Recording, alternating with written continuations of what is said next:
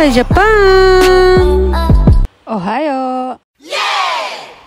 So, ayun na nga, dahil pagkatapos kong kumain ng McDo, nagtrabaho nga pala ako ngayong gabi. At syempre, dahil hindi ko nga pala pinababayaan ng sarili ko, so ayan, kakain nga pala kami ng ramen for tonight. At ipinapakilala ko nga pala sa inyo ang aking bagong guest for tonight. Siya nga pala si Mama Mika.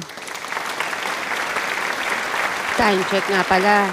It's 2:35 in the AM. Syempre dahil madaling araw ngayon, kaya ganyan pa kadilim. At nagmula nga pala sa omise namin, naglakad lamang kami, pupunta nga kami ng ramen house. At dahil natanong nga namin na bukas pa, kaya dito na nga pala kami napadpad. At sa labas may mga picture-picture nga pala para mamili ka. Pero minsan hindi ka dapat maakit sa mga kagandahan lang ng picture nila. Hindi lahat ng bagay nakikita sa kagandahan ng panlabas lamang. At pagpasok nga pala namin dito sa entrance, sinalubong nga pala kami ng master. At half Japanese, half Nepal nga pala siya. At nang mga pili na nga pala kami sa picture ng aming kakainin, pumasok kami sa loob para magpindot-pindot naman ng machine. At syempre, naunang iserve ang beer namin. Yung magpanggap ka na kunwari umiinom ka, pero sa totoo, namumulutan ka lang ng itlog. Oh no! Opak!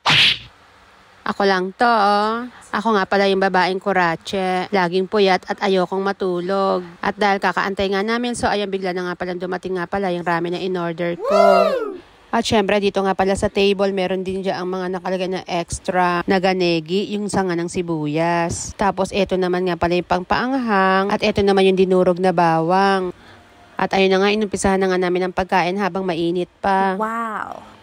O diba kapag talaga libre ang pagkain mo, ang saya-saya.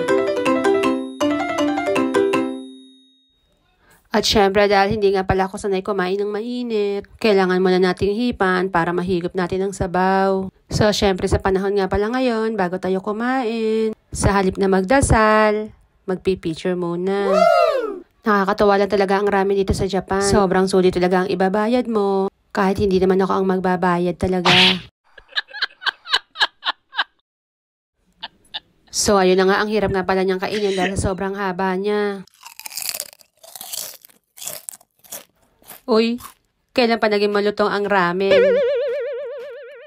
At ito nga pala yung ramen na in-order ko. May itlog, merong naruto, merong nori, merong naganoigi, merong menma. Yun yung kulay dilaw na mahaba. At syempre, ang main flavor, ang ebi. Ayan nga pala yung mga hipon sa sobrang lit. Hindi ko na makita, aba.